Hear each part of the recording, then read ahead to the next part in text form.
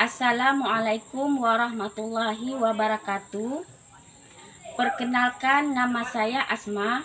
Saya mengajar di MTS Nurul Huda Teluk Majelis, Kecamatan Kuala Jambi, Kabupaten Tanjung Jabung Timur, Provinsi Jambi. Saat ini saya tercatat sebagai mahasiswa PPG dalam jabatan batch 2 tahun 2023 LPTK IAIN Kerinci, program studi Akidah Akhlak, nomor induk mahasiswa 2310211005. Hari ini Kamis 30 November 2023, saya akan melaksanakan praktek pembelajaran dalam rangka penilaian UKIN pada materi sifat-sifat Rasul-Rasul Allah pada kelas 8 MTS Nurul Huda Teluk Majelis. Selamat menyaksikan.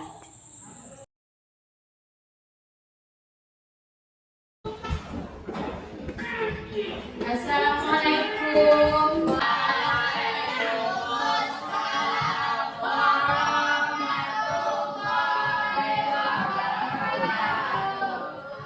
Apa kabar anak-anak? Supaya pembelajaran kita hari ini berjalan dengan lancar, maka alangkah baiknya kita berdoa terlebih dahulu.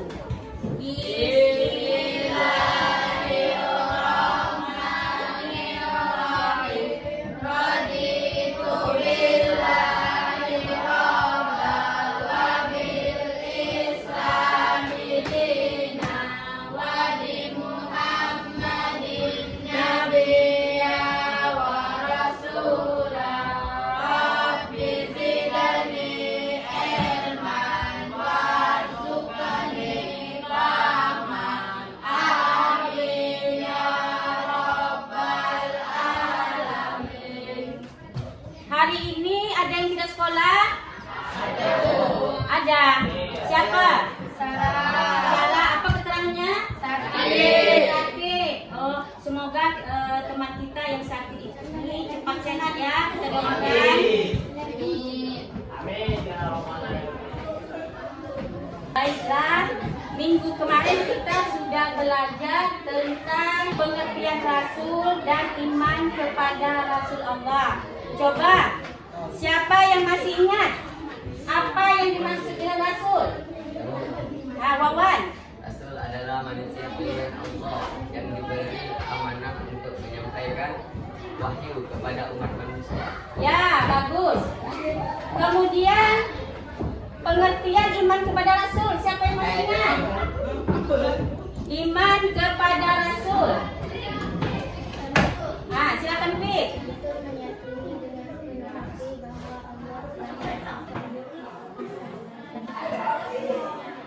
Ya, benar. Kemudian iman kepada Rasul itu termasuk rukun iman yang berapa? Ya, gini. Yang keempat. Ya, bagus ya. Kalau pelajaran yang minggu lalu itu jangan sampai dilupakan. Sering kita pelajari, kita ulang supaya tetap ingat. Nah, kalau minggu lalu kita sudah belajar tentang iman kepada Rasul, nah sekarang kita belajar tentang sifat-sifat bagi Rasul, yakni sifat wajib, sifat mustahil, dan sifat jaiz bagi Rasul. Adapun tujuan pembelajaran kita hari ini adalah pertama, menjelaskan pengertian sifat wajib, sifat mustahil, dan sifat jaiz bagi Rasul. Yang kedua, menyebutkan sifat wajib bagi Rasul beserta artinya. Yang ketiga, menyebutkan sifat mustahil bagi Rasul beserta artinya. Nah, sebelum kita mulai pelajaran, lebih baik kita saksikan video berikut ini. Kalian simak, kalian pahami video berikut ini. Nanti kalian akan melanjutkan dengan diskusi.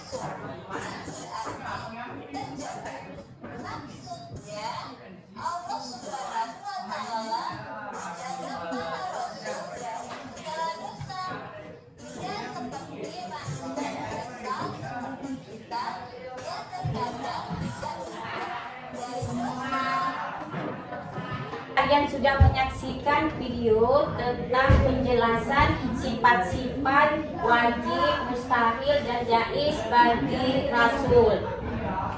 Nah, sekarang Ibu jelaskan, siapa yang tahu apa itu sifat wajib? Sifat wajib adalah sifat ya, Paris. Sifat wajib bagi Rasul apa? Tidak tahu. Yang tahu ya, Ahmed? Bagus. Sifat wajib bagi Rasul adalah sifat-sifat yang wajib dimiliki oleh para Rasul. Ada berapa jumlahnya? Ada 4. Satu apa? Siapa bisa? Satu. Sifat wajib? Sidik. Nah, apa itu sidik? Jujur atau benar. Jadi Rasul itu wajib memiliki sifat sidik, artinya jujur. Kemudian yang kedua apa? Jujur, sidik, amanah. Ya, sifat wajib bagi Rasul yang kedua adalah amanah. Ada yang tahu arti amanah? Ya, dapat dipercaya. Jadi Rasul itu wajib memiliki sifat amanah, artinya dapat dipercaya, tidak berdusta. Apa yang disampaikannya itu selalu benar. Yang ketiga, sifat wajib bagi rasul yang ketiga. Ayo, siapa yang bisa? Yang ketiga, tabligh. Apa arti tabligh? Menyampaikan. Jadi rasul itu bersifat tabligh, artinya menyampaikan apa yang diwahyukan Allah kepada rasul itu disampaikan kepada umatnya. Yang keempat, ya, patona apa artinya? Cerdas, ya. Rasul itu bersifat cerdas. Jadi mustahil rasul itu tidak cerdas. Bagaimana dia menyusun strategi dalam menyampaikan wahyu yang diberikan Allah untuk disampaikan kepada umat manusia. Makanya dia harus cerdas. Nah, itu tadi sifat wajib sudah ada 4. Yang pertama tadi apa?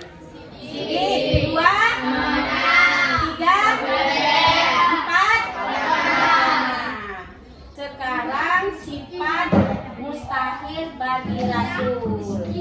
Nah, siapa yang tahu apa itu sifat mustahil bagi rasul? Ya, ini sifat yang tidak mungkin dimiliki oleh para rasul. Lawan dari wajib. Kalau wajib, sifat yang pasti harus dimiliki rasul. Kalau mustahil, sifat yang tidak mungkin dimiliki oleh rasul. Ada berapa jumlahnya? Ada 4. Nah, satunya Pak, hizib. Nah, apa arti hizib? Ada yang tahu arti hizib? Hizib artinya dusta. Mustahil rasul bersifat dusta. Jadi rasul itu selalu jujur, menyampaikan amanah. Dia tidak mungkin bersifat dusta. Kalau istilah kita di sini bohong, ya. Kemudian yang kedua, khianat. Jadi yang pertama tadi kizib artinya dusta, yang kedua khianat. Apa arti khianat? Tidak dapat dipercaya. Ya? Tidak dapat dipercaya. Tidak dapat dipercaya. Khianat itu tidak dapat dipercaya. Mustahil rasul tidak bisa dipercaya, ya. Rasul itu sifatnya amanah, menyampaikan, jujur. Jadi mustahil dia tidak dipercaya. Sifat mustahil bagi rasul yang ketiga. Ayo, siapa? Ya. Apa kitman? Apa arti kitman? Kitman itu tidak menyampaikan atau menyembunyi. Nah, mustahil rasul itu tidak menyampaikan atau menyembunyikan. Misalnya, rasul diberikan wahyu oleh Allah untuk menyampaikan kepada umat manusia. Mustahil dia menyembunyikan apa yang diwahyukan Allah itu. Jelas pasti dia sampaikan kepada umat manusia. Yang terakhir, ya, balada. Apa arti balada? Ya, bodoh. Balada artinya bodoh. Lawan dari apa? Ada yang tahu? Lawan dari pintar. Apa tadi bahasa Arabnya? Patona.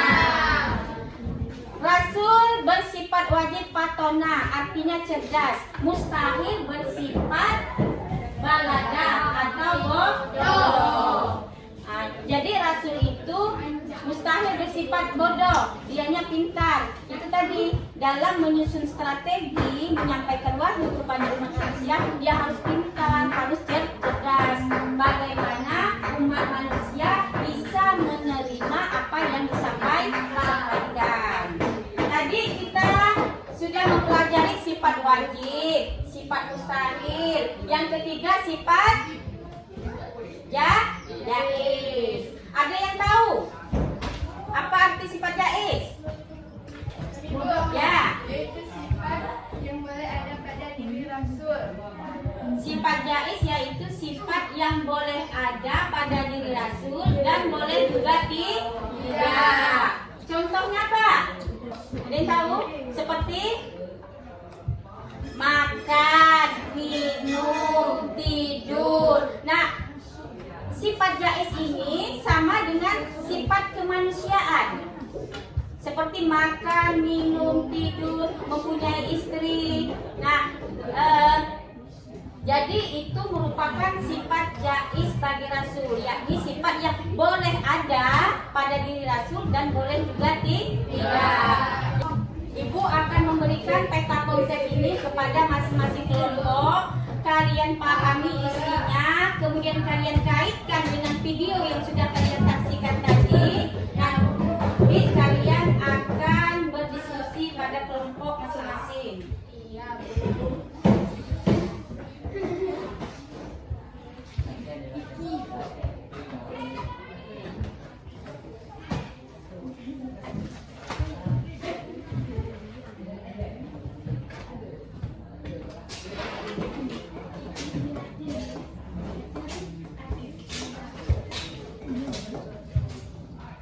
Ya,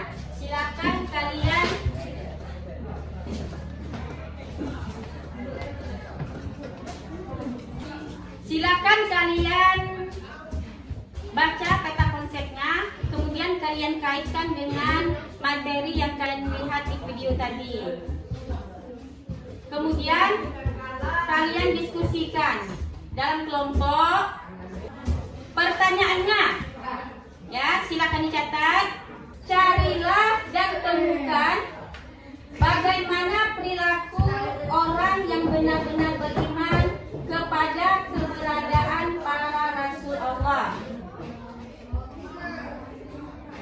Yang kedua, menurut pendapat kalian, masih adakah dalam kehidupan sehari-hari seorang muslim yang masih belum mencerminkan perilaku dari sifat-sifat Rasul Allah?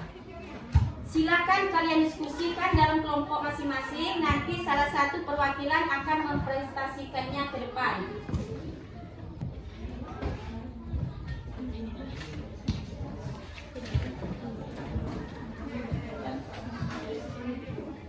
Ibu rasa waktunya sudah cukup.